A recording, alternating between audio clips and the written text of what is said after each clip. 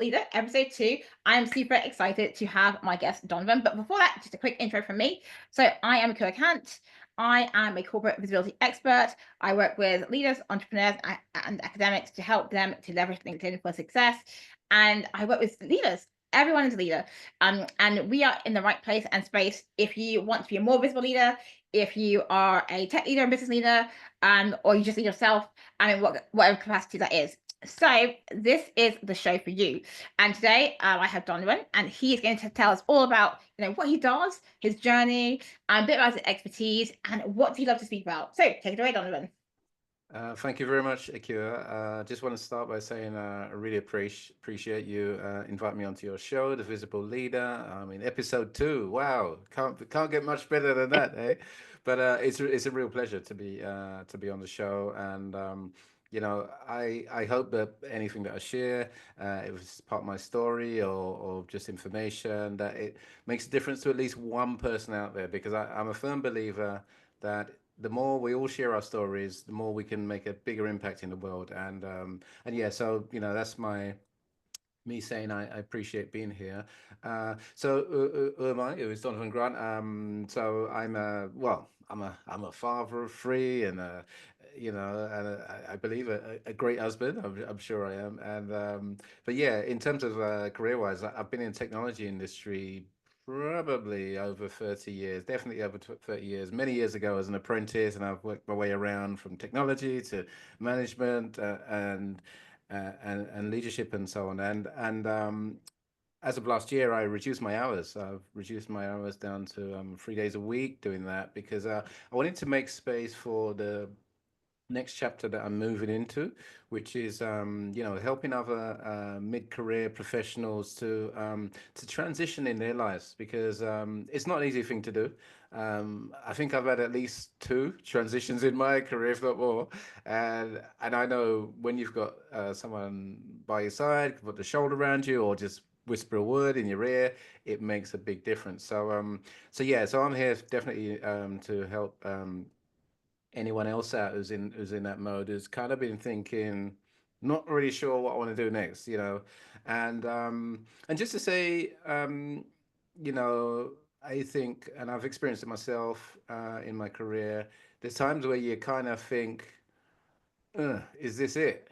You know, is this it? Is this as far as I could go? Is there anything else, or do I have to turn up doing the same thing say, day in day out? And I think for me, and I believe for others also, it's like a early indicator that our bodies give us to say, hey, you've outgrown a lot of stuff that you've been doing.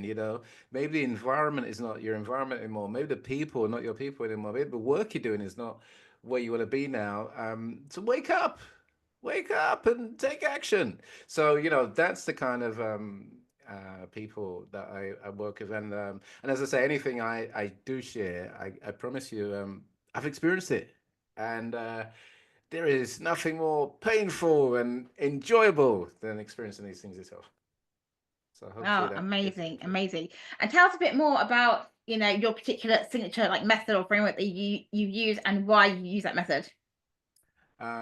So one of the kind of aspects of the method that I use is something to talk about, which is called anti-fragile confidence. And so that, you know, confidence is something that we all seek in many different aspects of our lives, of our work. As a business analyst, for example, we do a lot of presentations and facilitation workshops, and doing speeches in front of 20s, hundreds, many different people, and we're not always confident that we can do it. We're worried about saying the wrong thing the wrong time, or worried about a senior stakeholder asking a question that just totally throws you and we don't know how to answer it. And so this is where anti-fragile confidence says, you don't have to have all the answers right now, but here's some tools that no matter what happens, you will be okay at the end of it. And what the anti-fragile is, let me just give you a little snapshot on that. Fragile, we've probably all had a parcel delivered, and it's got that red tape and it says fragile, handle with care. and it's generally something breakable. So they've got to, the Amazon guy can't just chuck it over your side gate, and as they did to me a few months ago. What they have to do is handle it with care, so maybe give it to someone. That's what fragile is. Um, in the middle, before we get to anti-fragile, there's something called resilience, and resilience just means okay, you know, I've I've had some setbacks, but I could bounce back. I can be okay. I know that I'll recover from it, and I can go again. So resilience is that thing that yeah. I've been in some wars, but I've got a few scars, and I'm here. Now, the anti-fragile is the other end of fragile, and what anti-fragile means is yes, I'm going to get kicked around. Yes, I'm going to mess up my lines. Yes, I'm not going to be able to answer that question right to the stakeholder. But what will happen is that I will learn from it. Yeah, I will say, what did I do different? What do I need to do differently next time so that I could be the better version of myself? So, anti-fragile, the essence of anti-fragile is that you become stronger because you went through that challenge. Now, I'm a bike rider, and any bike rider will say you got to go up a few hills, otherwise it's a waste of time going out on your bike. No one wants to ride on a flat. Every time I go up a hill, I know I get more ability to ride the next hill because my legs are getting stronger, my breathing's getting stronger, I feel more confident. So anti-fragile is you're going to learn from your mess ups, really. Amazing, amazing. It almost sounds to me a bit like the growth mindset on steroids. But I want to pick up on a point that you made about resilience and leadership. And as in the communities that I serve, it's about diverse leadership, diverse communities and people. And I wanted you to share a bit about your experience about being like a diverse leader, and what does resilience mean to you as a diverse leader, and how would you recommend that people are resilient, but they also recognize, where there need to be boundaries. Yes, it's an interesting point because I mean, a lot of my career, I've been one of the few diverse people in rooms. Diverse leaders we get in places where previously we've not been before, and it can be challenging for many of us. Some people have got more courage and they'll just gung ho and go for it, but it can be a very challenging thing because I think, and I've experienced it, where you tell yourself a story. What's the story you tell yourself? I need to get this right. I need to show them that I could do my stuff. Yeah. I need to um be the person that they'll come back to. But the underlying thing is I can't mess up, you know. And even another one that I know I carried a lot of my career because I didn't see that many diverse people early days in my career was if I mess up, that means that the next generation are not going to be able to get in. Wow, So that's deep. we have created stories over the years, and I've been guilty. I'm not saying everybody does that, but I Mm. know a number of people have, and people have told me this in confidence. And so the inner work that I facilitate with people is talking about what the stories you've been telling yourself so far.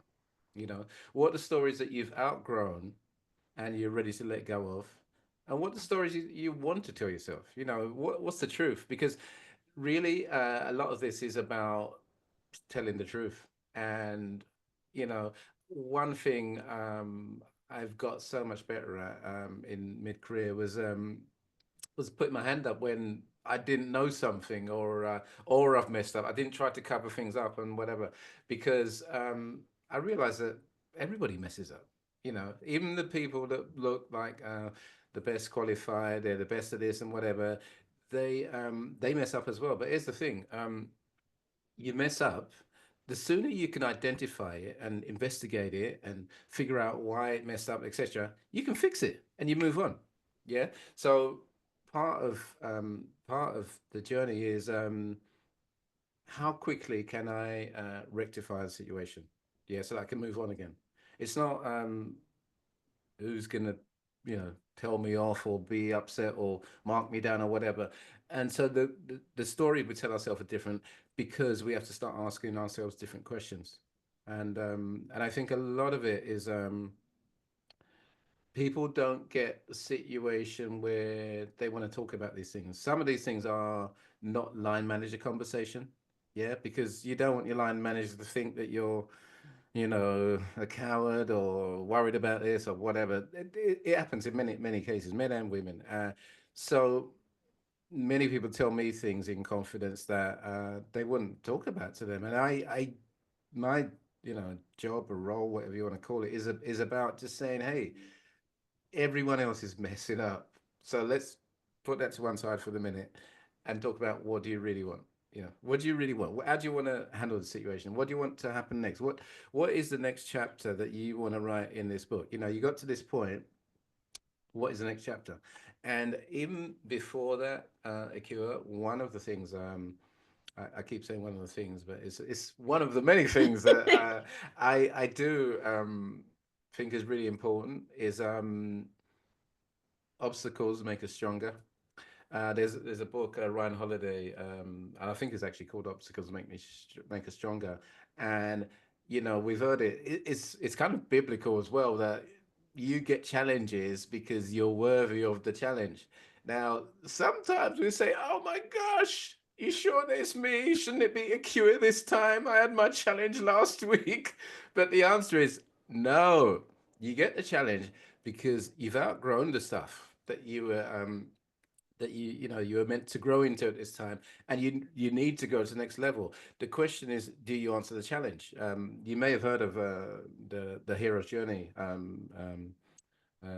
Joseph Campbell. And Joseph Campbell talks about the hero is doing okay and work's going nice and whatever. Then all of a sudden, there's a reorganization in the company, everything's up in the air, and the hero's like, oh my gosh, I might lose my job, I might, get downgraded, whatever. But this is the challenge that is presented. And the question for the hero is, are you going to answer the call? What we need to do more often, in my opinion, and I've learned this, is say, yes, I'm going to answer the call. Because I know if I answer the call, I am going to end up a better version of who I am now. I don't have to answer the call on my own because there are going to be allies, there are going to be accountability partners, there are going to be people like Ekua who are opening doors for me to step into. So a lot of it is just saying, take a step back and come out of the technology mess that you're in, and let's just look at it, from a different perspective. And I think that is a game changer for a lot of people. And I want to just ask you a related question, which I'm sure you must have heard many a time, but I think it's one that it's always good to repeat. And that is about, Donovan, in your opinion, does the work speak for itself? Does the work speak for itself? That's an interesting question. The work speaks for itself, but it doesn't speak for me or for you. We've got to do the talking for ourselves. Work is just, we deliver results. That's what underlying they pay us for that. It's almost like, yeah, we're all here to deliver results, deliver results, deliver results.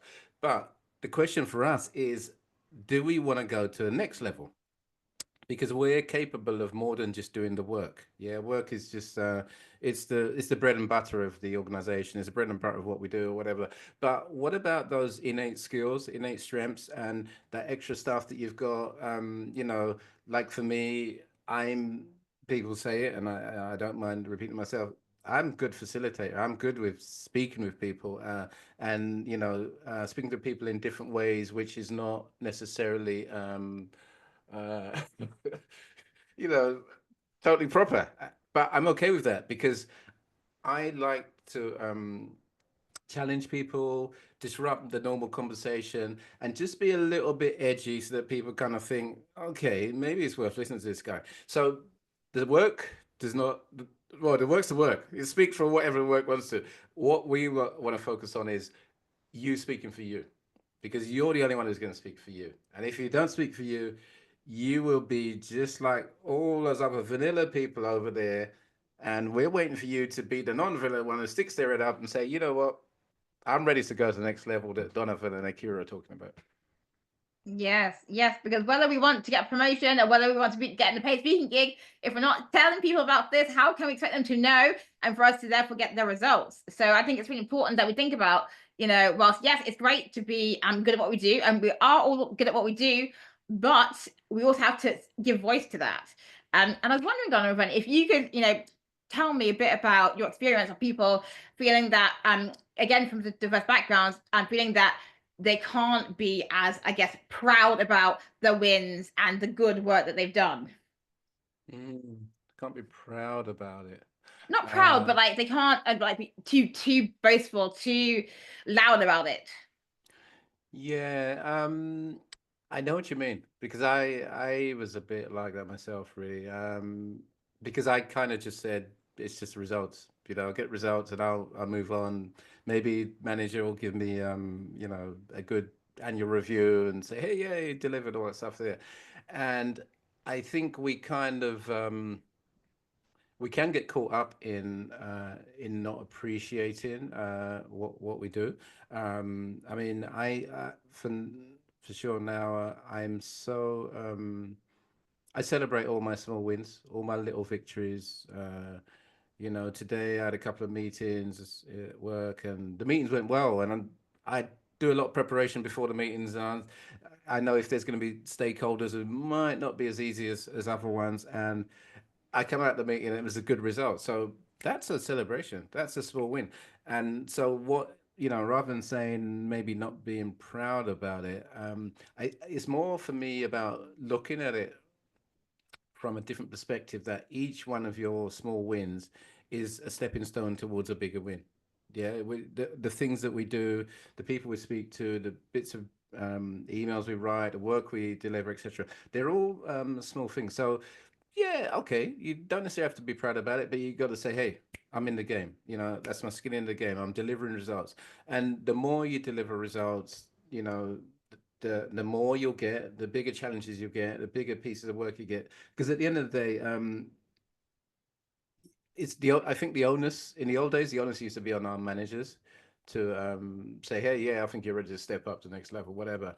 But now I'm saying the onus is on you and me to say, hey, I've outgrown this stuff. I need to go to the next level. We need to step up to the plate when we have our one-to-ones with our manager, when we have our quarterly or our half yearly or whatever it is, and say, I need something bigger than this because this is not, using all my ability. I've done this, I've done that. So we have to look at it differently, but not necessarily say we're proud about this, but we want bigger stuff.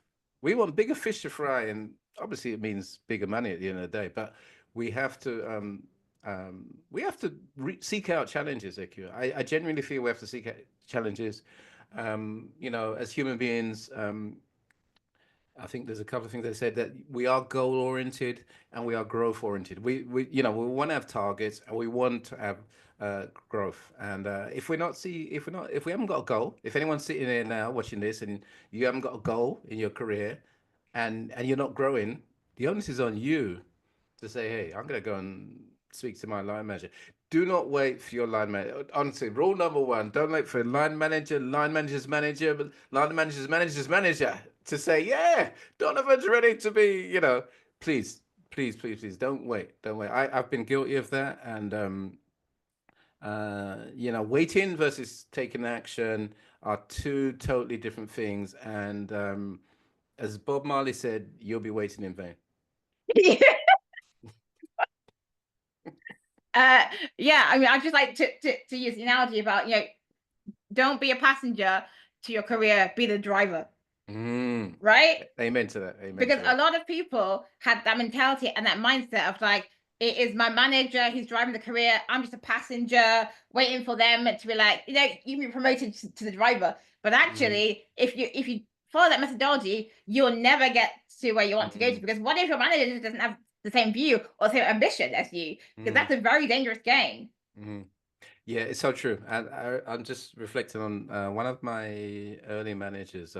He's no longer with us, but he's a great guy, John. Mm. One of the things he taught me, he said, Donovan, rule number one, always manage your manager. Always manage your manager. I'll never forget that. And it means many things. It depends on how you see it. But he was saying, understand, what they like, what they don't like, what's a win to them, what's a loss to them, and etc. But once you understand that, you can go beyond that because a lot of managers are not actually that good. You know, a lot of them got to be a manager and they don't even like the job, Akira. Yeah, True story.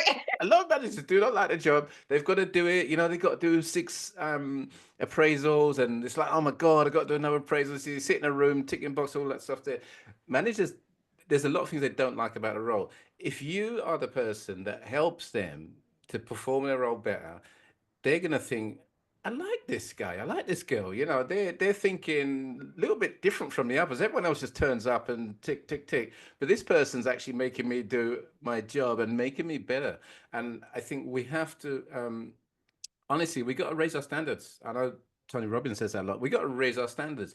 The question is, what standard do you want to go to next? You know, what's your standard now? Because we must know where we are at as a standard and where do we want to go to. And then once you figure out what's in the gap between where you are now, where you want to be, that's where we get to work. And you meet someone like Ekua, myself, or many others in our community who are helping people to move to that next level. Yeah. So speaking of the next level, what is it? Is it like your main like message or your signature like talk that you love to share with people? Wow.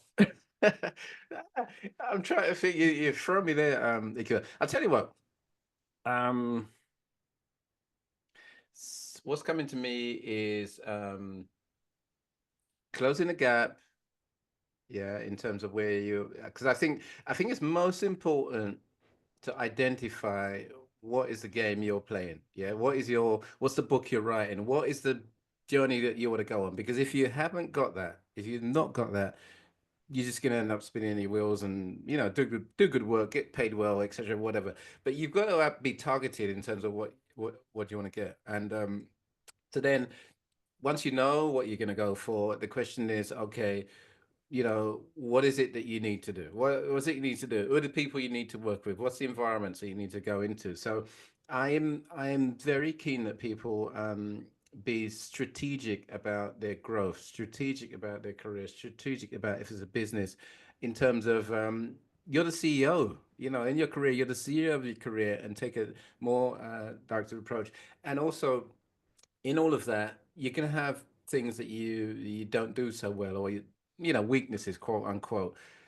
You may not have to do it on your own. You could work with somebody, or if there are things that you need to help you get to the next level, identify what they are. There's training courses, there's AI, there's coaches, there's so many ways these days that we can do that. So yeah, get a target, figure out what's in the gap, set some routine in place, and just taking action, Akira. I think we talked earlier on about waiting and being a passenger and all that stuff.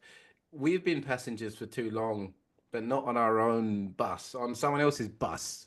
So I want you to be the bus driver of your career going forward. I want you to be the bus driver, and you say to yourself, "Where do I want to go?" You know, what direction do I want to put in the GPS, which is gonna take me there? And you start doing the driving. You could go electric or petrol. I don't care, but I want you to be the driver. So it's message is really about helping people to go to the next level, to from outgrowing this to moving into that. And just to add to that, I wrote a post, I think it was last week, which touched on this, and it was like, it's not necessarily who we're becoming; it's also what do we need to unbecome, because Mm. there's a lot of stuff that we need to unbecome because it was someone else's rules, it was someone else's idea, it was Yeah. someone else's tactics and whatever. Mhm. It wasn't really us. Now, us is about what should I really become? What's innate in me, and what are the things that I really, really cherish, and I'd rather be involved in rather than this. Because sometimes we may have to take a step back to take a step forward. A few years ago, I moved from corporate financial companies, and I went into higher education. I took a hefty fall in salary. I tell you, I did. But there's a reason why I did that, and I'll tell you the reason. The reason was I was busted up, burnt out, and anything you could name. I was in Mm. corporate world. I'm not going to name the bank. They'll Mm. remain nameless, but they were basically working as a professional day. It was long days, and we were delivering. Mm, It was, you rush home, eat on the fly, whatever. mm. And I was close to burnout. I can't say I was really burnt out because I don't know what burnout is, but I was beyond. I was not living a good life. I Mm. wasn't getting much sleep, and it was impacting me, Akira. And sometimes we go through stuff because we think, oh yeah, it's gonna end soon. We're gonna get past it, whatever. But I'm a senior guy. I know there's a lot of younger people out there watching, but it has an impact. Our well-being is where everything begins. One of the Donovan, everyone needs sleep, no matter how young they are. yeah, yeah. One of the fundamentals in the program that I work on is that I will actually at the start check with people. How's your eating? How's your moving, exercise? How's your sleep? And how's your mindset?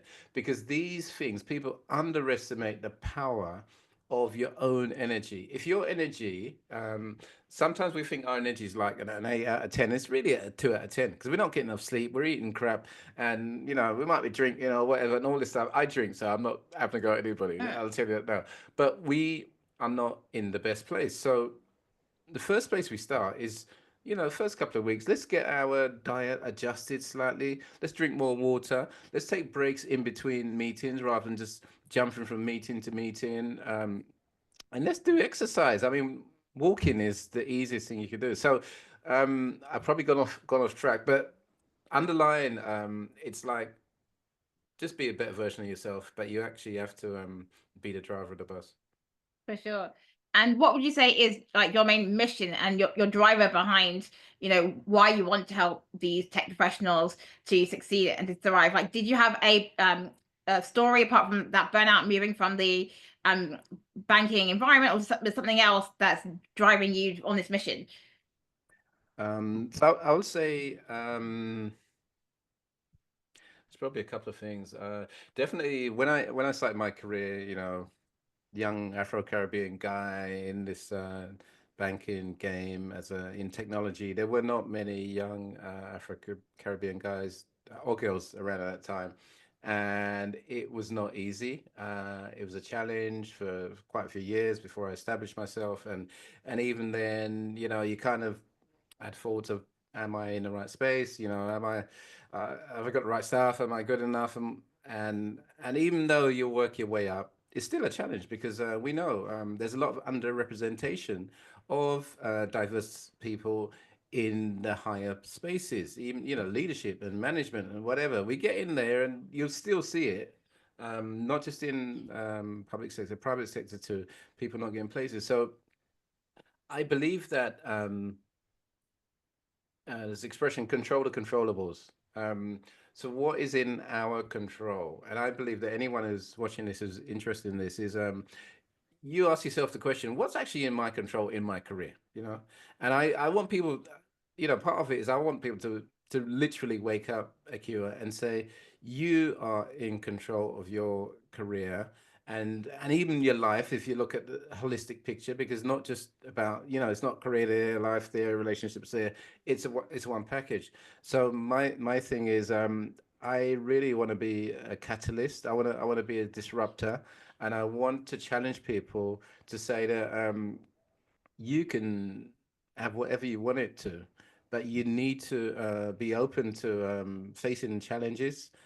You need to be able to look yourself in the mirror and ask yourself the difficult questions that you've been avoiding, because we all have questions that we think, oh, I'll put that away for now. But what, if you actually decide, and or if someone who works with me, I'm a firm believer that people come out of it a different person. I'm not going to say better. One thing I do say with people, anyone that I work with as a coach or mentor, is be here 12 months from now, because if you're here 12 months from now, your life will never be the same, and you just turn around and say, yeah, thanks, Donovan, you were right. Mr. Modest, yeah. Oh no, yes, you do a good job, you do good work. Why not? Own that for sure. Yeah, this is what I'm saying, Akira. That I think that we have a natural gift in Yeah. it might be in how you present, it might be in how honest you are, or just speaking our own truth Mm. and in sharing it in a nice way. I'm not saying being arrogant and show off and whatever, because and just to say on that, some people are just naturally arrogant and people naturally show off. And if that's them, fair play. And don't let someone put your light out, because that's your gift. And I think I think with me, yeah, for me, being being that disruptor with a bit of humor, with a bit of challenge, that's me. And I think most people get on with it. So Look, what would you say is like, your signature like story, or like when you do your workshops, or the talks that you give, that people know that, right, I've come to this room and I know that Donovan's going to give me this particular thing to disrupt my thinking. hmm. Um, yeah, disruptive thinking. I think that anyone comes into a room, if I'm going to do a talk, I'm going to tell them that you're going to leave here transformed in some way. I don't know how you're going to be transformed, but I promise you're going to be transformed. However, you need to play full out. Now, I'm not going to tell them what they're going to have to do, but you know, I believe that it goes back to that taking control thing. That um, if you sign up to be here, let's play full out. And the people that do actually play full out, they are transformed and they become differently. And one other thing, just to say that I am not the guy with all the answers. When you bring people together, like you've got an amazing get paid to speak community, Ekua. When you get bring people together, there's group think and there's group share, and you learn from someone else's. I said at the top that when we share our stories, it changes someone else's life. So part of my role is to bring the right people together and say, hey, we're all here together. Let's share what we got. And so yeah, I'll just say that I'm not the only one, but I'm the catalyst and the disruptor, and I try to keep people amused as well. No, that's brilliant. And the thing is, sometimes people need to hear a different perspective. They need to be woken up from the slumber, and they need to be reminded that they don't need to be like the passenger in their career. And I think a lot of the time, sometimes we can feel that things are happening to us and we don't have agency to actually control the story, the chapter, the journey, however what metaphor you want to use. But I think that it's really great that you are that person that is really trying to message to the men and women out there that actually it is you need to take control. Yeah, yeah, and that's a good point. And you reminded me. I did some coaching training with a guy called Steve Chandler a few years back, and he had a thing because he was good at comparing things, and his thing was like the victim versus the creator, Mm, and like so I use that as a mm, imagine a line, and in the middle you got victim this end, mhm, creator that end, and I say to people, based on what you told me, where are you on that line? mm, Are you creator? Are you victim? Are you in the middle? What it is? mm, And it's a starting point for a really good conversation because depends on where they put themselves. The next question is, well, why you put yourself there? Why are you not here? Why are you not at number two? Whatever, and it opens up a lot of good conversation, introspection by the person, and you know it challenges them, which is what people want to do. And there's a tool that as a business analyst, one of our toolkit is the five whys, and I know oh from yeah, coaching yeah, and yeah. not that you say why, but Mm, you could say, what does that give you, and all, mm. all, all that stuff there. And when you go to the fifth why or even the sixth why or whatever, light bulb comes on for somebody and they're like, ah, so it's me then, and a simple exercise like that, Akira, could be something that changes someone's day, their week, their month, their year. Yeah.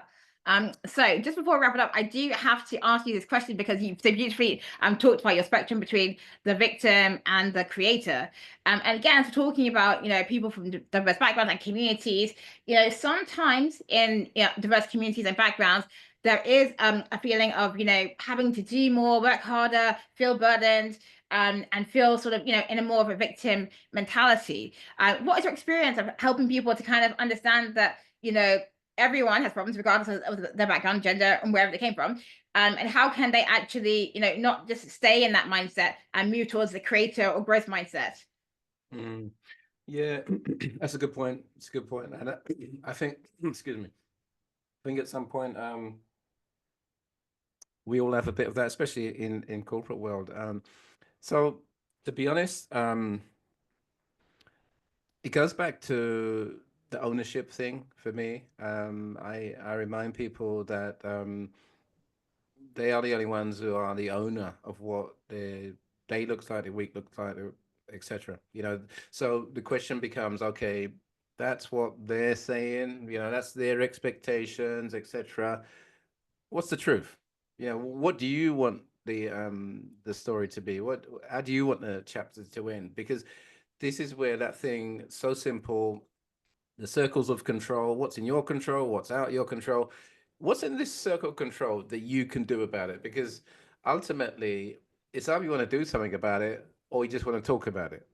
If you want to talk about it, you got the wrong guy because I'm doing the doing. And I depends on the individual. I do get quite straight with them. And because if someone, comes to work with me, whether they're paid, whether it's voluntary stuff, they're there for a reason. And my role, like yours, Akira, is to be honest. And upfront, when I first meet with people, I say to them, here's how I operate. Is that okay? Tick, tick, tick, tick, tick. So, sometimes I might need to tell you the truth about yourself in a nice way. Tick, tick, tick. So I get permission up front from them to be honest with them. And it's, I think these are the moments, Akira, that make the biggest difference because people avoid them. They don't talk to the manager. They might talk to their spouse or whatever sometimes, blah, blah, blah. But they don't do anything about it. And I'm thinking of a couple of coaches I had in the last 12 months. It it it's a it's like a pivot. It can be a pivot point. It depends if the person is open to pivot. I think it's got it can make a difference in their whole outlook on life. And Donovan, because I love this conversation. So I'm just gonna ask you one more question in this area. How can people identify if they are the moaner in their friend group? They're the person who's like not seeing that they need to take responsibility. Yes, we all have challenges, and they're all environments that are not ideal or perfect. But still, even in such environments, we've got to take some responsibility of what's going on and how we're choosing to operate. Mm. How do they identify if they're the Mona? I mean, I think people know if they're the Mona Akira. I mean, I could sit in a group of people and I can tell because everybody knows what they're like really. Underline, am I more of a half empty or an half full person? Where are you? Because these are the sort of things. A simple picture like that of a line, I will say to the person, "Where are you on that line?" You know, no, or even first say, "All right, tell me what's the name of your best friend?" And they'll say, "Oh yeah, Akira." Okay, where's Akira on that scale? Because it'd be easy for Akira, she's at number 7 out of 10, blah Mm. blah blah. Okay, so where are you? And it changes the whole picture. So I contrast things. And why do you think Akira's there? Why are you there? And where do you want to be? So it doesn't, I try not to put labels on stuff, but I'll use, you know, other words to make it, why you say you're not happy about that? Where are you on this happiness scale? And another, just to say, because I do use a lot of tools. 'Cause I find that people like to see visuals and they can relate to that. And a really useful one, which is similar to the victim creator thing, is it's just like a spectrum of possibilities. So, say for example, someone comes up to you and say, "Hey, Q, I want to get a new job, in the next 12 months, etc. Blah blah blah. All the stories and that stuff. You say, okay, spectrum of possibilities on a scale of 1 to 10. Yeah. One is the smallest spectrum, and 10 is the amazing one. Yeah. And 10 might be, oh, I want to get a six-figure job, really nice corporate company and good benefits, all that stuff there. And a one might be, well, I'm working in a different team in my same company, but it's a team where everyone's friendly and nice, and I get a little bonus at the end. So we go through this thing where they actually put something in two and something free, da da da, and that is also a good conversational piece because you can use it in many ways. Why are you not there already? What are you doing? Da, da, da. So I like people to make their own judgments on themselves. I genuinely don't want to be. I want to ask the questions rather than give the answers, because I think that questions are the answer for people. Yes, no, I definitely agree that in the coaching space we are about asking the questions, but sometimes it's asking the questions to help them to see what might not be apparent to them, but very obvious to others. Mm. Because it's like you say about being truthful and honest. Sometimes it is hardest to be truthful to ourselves. Tell me about that, Donovan. What are your thoughts on that? Amen. But this is, you see, this is where I'm lucky. I could just ask my wife, and she'll be truthful to me. So she she'll help me out in that department. God bless her. She's a lovely lady. But yes, I think that as we're coming to wrapping up our conversation, that it's important that if we are growth-minded individuals, that sometimes the truth hurts and it's hard, but we don't have to do it alone. Donovan has been saying how many tools. In fact, he was like amazing at showing us the different tools that there are to use to help us with growth, career advancement, even business advancement, because some of those tools can be applied in the business space too. So, just to bring our conversation to a close, I don't want it to close, but we're going to have to.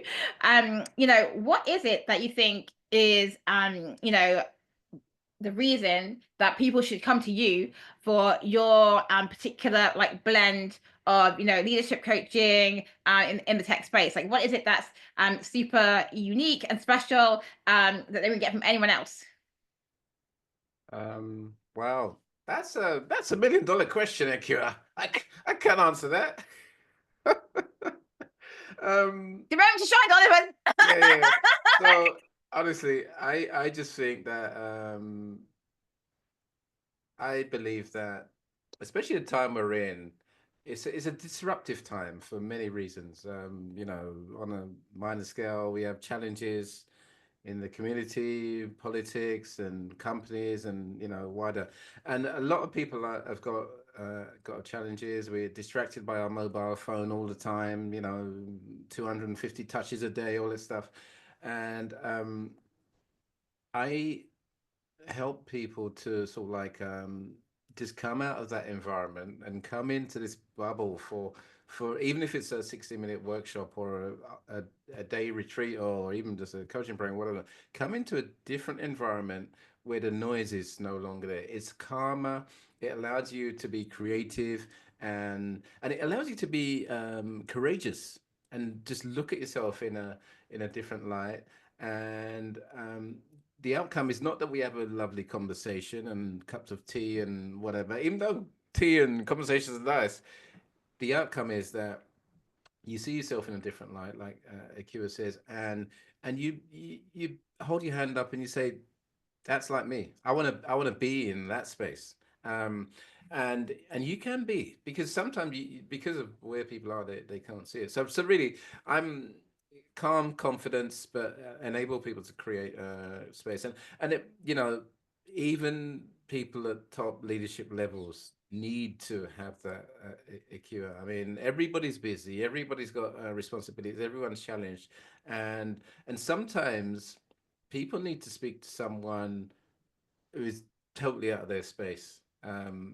And not that I'm out of my space, that I'm not in their space, if you see what I mean. I just clarify. But uh, and and someone who's got a sort of just a diverse, unorthodox perspective on things. Because I don't need to know anything about people's technical skills and the business they're in and the reports they got right, etc. I just need to talk to you. I just need to talk to you as a human being and say, hey, okay, what do you want? What do you want to do about it? What's the challenges? What we're gonna do first?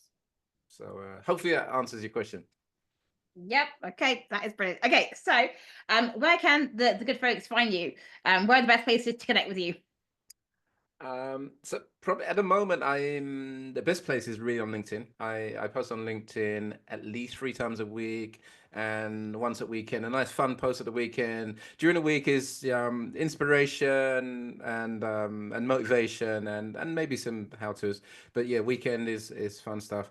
And I my website is going through a rebuild, so I won't share that at the moment. But yeah, email if they wanted to email me, they can email me at askdonovangrant@gmail.com. Brilliant. Well, thank you, Donovan. It has been a lively and really fun discussion. Yeah, We can't wait to get this out on YouTube, yeah. LinkedIn, the spaces. Can I just say, Akira, and this is really not prompted. So I've been part of your community for probably a few months now, because I know we had that 3 day event that you did, and I just love your energy. Honestly, you're a genuine person. You laugh more than I do. I love laughing, and honestly, I really resonate with people that laugh. But more than that, you are bringing together a diverse community of people, and you're creating a like it's not necessarily a container, but an opportunity for people to exchange points of view where they would never have done this before. Because I mean, I've been connected on LinkedIn to many people, and nobody's sending me DMs or whatever. But I'm now in this community, and it's a very much a like-minded community. We are finding out that we're all from different walks, but there's one underlying thing I think, which is what makes it so amazing, and it's that everyone in that community that you've got wants to make a difference in the lives of people.